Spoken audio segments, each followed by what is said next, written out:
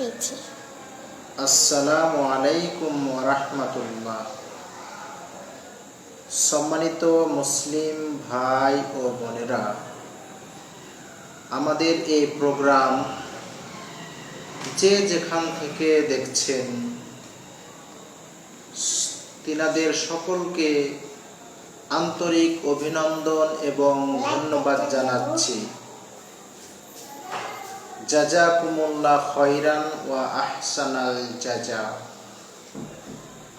সম্মানিত মুসলিম ভাই ও বোনেরা, আজকের যে বিষয় নিয়ে আলোচনা করব সে বিষয়টি হচ্ছে মানুষের চলাচলের রাস্তায় এবং যে বৃক্ষ ছায়া দেয় সেই বৃক্ষের নিচে প্রস্রাব বা পায়খানা করা যাবে কি? আমরা এর জবাবে বলবো যে মানুষের চলাচলের রাস্তা এবং যে বৃক্ষ, যে গাছ ছায়া দেয়, অর্থাৎ যে গাছের নিচে সাধারণত মানুষ বিশ্রাম নেয়, ছায়া গ্রহণ করে, এই সমস্ত গাছের নিচে প্রস্রাব বা পায়খানা করা যাবে না। কেন যাবে না? মুহাদ্দিসগণ বিভিন্ন কারণ বর্ণনা করে থাকেন। তার মধ্যে কয়েকটি কারণ আমি উল্লেখ করব। মনে করেন যে যদি আপনি আমি মানুষের চলাচলের রাস্তাতে প্রস্রাব বা পায়খানা করি, তাহলে মানুষ সাধারণত কষ্ট পাবে। দ্বিতীয় নম্বরে যে বিষয়টা ঘটতে পারে সেটা হচ্ছে একজন মানুষ যখন রাস্তাতে চলাচল করবে, হয়তো বা অন্ধকারে বা অজান্তে রাস্তার মধ্যে জমে থাকা প্রস্রাবের উপরে পা পড়ে সে অপবিত্র হতে পারে। অজান্তে অপবিত্র হয়ে সে সালাত আদায় করতে পারে বা অন্য অন্য ইবাদত সে করতে পারে, যার কারণে আল্লাহর নবী সাল্লাল্লাহু আলাইহি সাল্লাম মানুষের চলাচলের রাস্তাতে এবং বিশেষ করে যে বৃক্ষ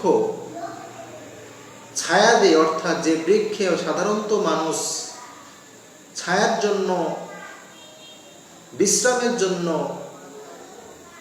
বসে বা আরাম নেই, এই সব বৃক্ষের নিচে আপনি প্রস্রাব বা পায়খানা করতে পারবেন না, কারণ এখানে মানুষ সাধারণত কষ্ট পেয়ে থাকে।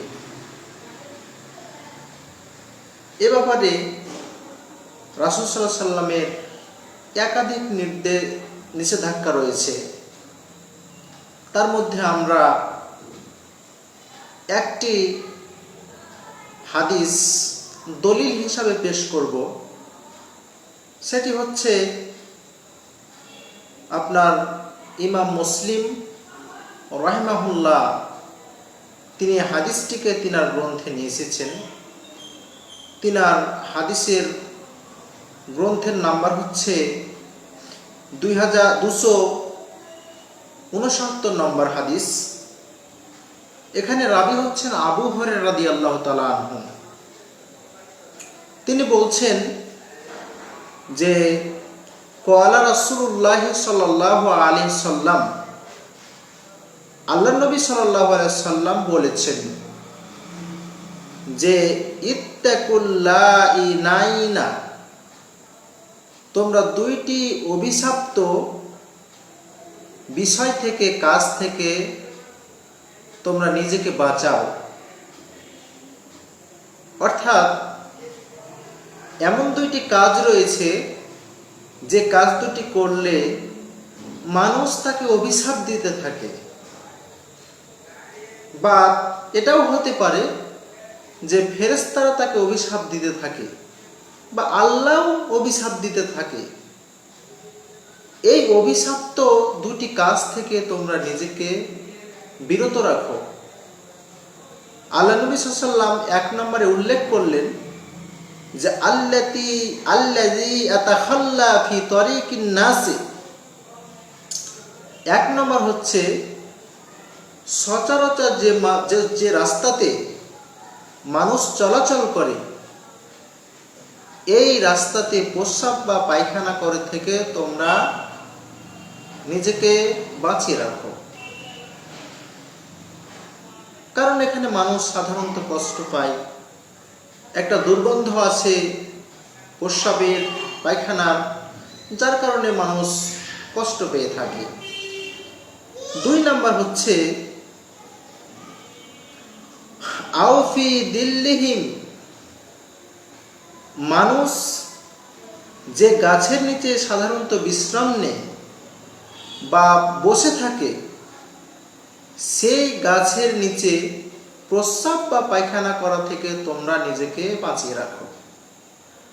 কারণ আমরা জানি যে গ্রামগঞ্জে বা শহরে যেখানে হোক না কেন, যদি একটা বড় ধরনের বৃক্ষ থাকে, সেই বৃক্ষর নিচে কিছু সিট তৈরি করা হয় বিশ্রামের জন্য বা আলাপ আলোচনা করার জন্য, গল্প গুজব করার জন্য। আপনি যদি সেখানে প্রস্রাব বা পায়খানা করেন তাহলে মানুষ কষ্ট পাবে, যার কারণে সেই মানুষগুলি আপনার উপরে অভিশাপ দিতে থাকবে, সাথে সাথে ফেরেশতারা অভিশাপ দিতে থাকবে। এই কারণে আল্লাহ নবী সাল্লাল্লাহু আলাইহি ওয়াসাল্লাম বলছেন যে তোমরা এই যে অভিশপ্ত কাজ থেকে তোমরা বেঁচে থাকো। এখানে দুইটি বিষয়ে দুইটি কাজের কথা উল্লেখ করলেন আল্লাহ নবী সাল্লাল্লাহু আলাইহি ওয়াসাল্লাম। 1 নম্বর হচ্ছে মানুষের চলাচলের রাস্তাতে প্রস্রাব বা পায়খানা থেকে বিরত থাকতে বললেন, কারণ এটা হচ্ছে এই কাজের চেয়ে অভিশপ্ত কাজ। 2 নম্বর হচ্ছে মানুষ যে গাছের নিচে বিশ্রাম নেয়, সেই গাছে প্রস্রাব বা পায়খানা, সেই গাছের নিচে প্রস্রাব বা পায়খানা করতে নিষেধ করলেন। এখানে আরেকটি বিষয় আমি সংযোগ করতে চাই যে আবু দাউদ রাহিমাহুল্লাহ তিনি এই হাদিসটিকে বর্ণনা করেছেন সরাসরি, কিন্তু তিনি মুআয ইবনে জাবাল রাদিয়াল্লাহু তাআলা আনহু থেকে বর্ণনা করেছেন। আর তিনার হাদিসের সিরিয়াল নাম্বার হচ্ছে 26 নম্বর হাদিস। এই 26 নম্বর হাদিসে তিনি একটি অভিশপ্ত বিষয় দুটি বর্ণনা করার পরে আরেকটি অভিশপ্ত বিষয় তিনি বর্ণনা করেছেন, সেটি হচ্ছে আল মাওয়ারিদ। এখানে মাওয়ারিদের অর্থ হচ্ছে যে আপনার নদীর ঘাট বা পুকুরের ঘাট। সাধারণত আমরা দেখি যে নদীর ঘাট বা পুকুরের ঘাট, সেখানে মানুষ গোসল করে বা সেখান থেকে পানি ব্যবহার করার জন্য পানি নিয়ে যায়, অনেক সময় খাবার জন্য পুকুরের পানি নিয়ে যাওয়া হয়। এই যে নদীর ঘাট যেখানে মানুষ সাধারণত গোসল করে, এই যে পুকুরের ঘাট যেখানে মানুষ সাধারণত গোসল করে, সেখানে প্রস্রাব এবং পায়খানা করতে আল্লাহ নবী সাল্লাল্লাহু আলাইহি ওয়াসাল্লাম নিষেধ করেছেন। এদের উপরে নারদ অভিশাপ আল্লাহ নবী সাল্লাল্লাহু আলাইহি ওয়াসাল্লাম দিয়েছেন, ফেরেশতারাও দিয়ে থাকেন, এবং যারা সেই ঘাটটি ব্যবহার করবে, সেই পুকুরের ঘাট হোক অথবা নদীর ঘাট হোক, সেটি ব্যবহার করবে, তারাও অভিশাপ দিবে। এখান থেকেও আল্লাহ নবী সাল্লাল্লাহু আলাইহি ওয়াসাল্লাম বেঁচে থাকতে বললেন। এখানে এই হাদিসটিকে আবার অনেকেই, অর্থাৎ এই হাদিসটি ইমাম আবু দাউদ রাহিমাহুল্লাহ তিনি বর্ণনা করেছেন, কিন্তু আল মাওয়ারিদ এই শব্দটা তিনি অতিরিক্ত বর্ণনা করেছেন যে নদীর ঘাটে প্রসাব করা থেকে আল্লাহ নবী নিষেধ করেছেন, বা তিনি মানে এটা একটা অভিশপ্ত মানে কি বিষয় একথা বর্ণনা করেছেন আল্লাহ সাল্লাম। এই বিষয়টি, এই শব্দটি কে অনেকেই জয়ীফ বলেছেন, কিন্তু আল্লামা নাসিরউদ্দিন আলবানী রাহিমাহুল্লাহ তিনি এই হাদিসের শেষ অংশটাকে, অর্থাৎ নদীর ঘাটে প্রস্রাব বা পায়খানার খরা থেকে তোমরা বাঁচো, এই অংশটিকে ইমাম আলবানী রাহিমাহুল্লাহ তিনি হাসান বলেছেন। তাহলে আমরা এটাও সংযোগ করতে পারি যে আপনার মানে মানুষের চলাচলের রাস্তাতে প্রস্রাব বা পায়খানা করা যাবে না, মানুষ যে গাছের নিচে সাধারণত বিশ্রাম নেই সেই গাছের নিচে প্রস্রাব বা পায়খানা করা যাবে না, এবং যে মানুষ যদি যে ঘাটটিকে, নদীর ঘাটটিকে বা পুকুরের ঘাটটিকে ইউজ করে, সাধারণত সেই নদীর ঘাটে এবং পুকুরের ঘাটে কি করা যাবে না, প্রস্রাব বা পায়খানা করা যাবে না। এবার আমরা আসি এই হাদিসটিকে আহমদ বিন হাম্বাল রাহিমাহুল্লাহ তিনার গ্রন্থে স্থান দিয়েছেন, তবে তিনি আব্দুল্লাহ ইবনে আব্বাস রাদিয়াল্লাহু তাআলা আনহু থেকে হাদিসটিকে বর্ণনা করেছেন। আর তিনার হাদিসের নাম্বার হচ্ছে 2715 নম্বর হাদিস। তবে তিনি এই হাদিসের মধ্যে একটি বিষয়, একটি মানে কি কাজ অতিরিক্ত উল্লেখ করেছেন, সেটা হচ্ছে যে আও নাকিই মাইন, অর্থাৎ বদ্ধ পানিতে পেশাব করা থেকে আল্লাহ নবী সাল্লাল্লাহু আলাইহি সাল্লাম নিষেধ করেছেন, বা যারা বদ্ধ পানিতে প্রস্রাব বা পায়খানা করে এদেরকে আল্লাহ নবী সাল্লাল্লাহু আলাইহি সাল্লাম এদের প্রতি লানত বা অভিশাপ দিয়েছেন। এই যে তিনি এটা বৃদ্ধি করেছেন, আর এটা কিন্তু অনেক সহিহ হাদিস দ্বারা প্রমাণিত। এ ব্যাপারে কোনো প্রশ্ন নেই যে এই অংশটা জয়ীফ না জাল না হাসান, এটা সহিহ, কারণ বদ্ধ পানিতে আল্লাহ নবী সাল্লাল্লাহু আলাইহি সাল্লাম প্রস্রাব এবং পায়খানা করতে নিষেধ করেছেন। তাহলে এরপরে আমরা আসি এই একই হাদিস তবরানী রাহিমাহুল্লাহ তিনি তার গ্রন্থে বর্ণনা করেছেন, আর তবরানীর হাদিস নাম্বার হচ্ছে 349 নম্বর হাদিস।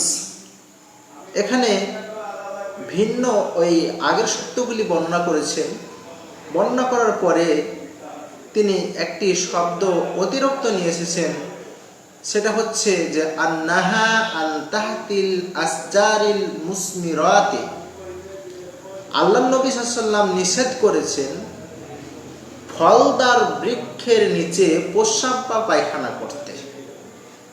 ফলদার বলতে যে গাছে ফল দেয়, ফল বলতে এমন ফল যেগুলো আমরা মানে খেয়ে থাকি, যেমন আম, লিচু, এরকম গাছ যেগুলো ফল দেয় আর যে ফলগুলো আমরা খেয়ে থাকি, এই ফলের গাছের নিচে, ফলদার বৃক্ষের নিচে প্রস্রাব বা পায়খানা করতে আল্লাহ নবী সাল্লাল্লাহু আলাইহি সাল্লাম নিষেধ করেছে। যারা করবে এদের উপরে অভিশাপ, আল্লাহ নবী সাল্লাল্লাহু আলাইহি সাল্লামের অভিশাপ, মানুষের অভিশাপ, ফেরেশতাদের অভিশাপ, আল্লাহ সুবহানাহু ওয়া তাআলার অভিশাপ। তাহলে এই হাদিসে তবরানী রাহিমাহুল্লাহ তিনি বলছেন যে ফলদার বৃক্ষের নিচে কি করা যাবে না, প্রস্রাব বা পায়খানা করা যাবে না। কেন?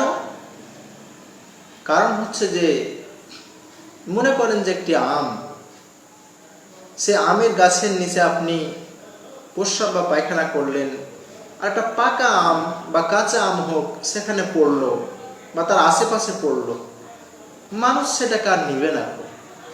মানুষ তা আপনার প্রতি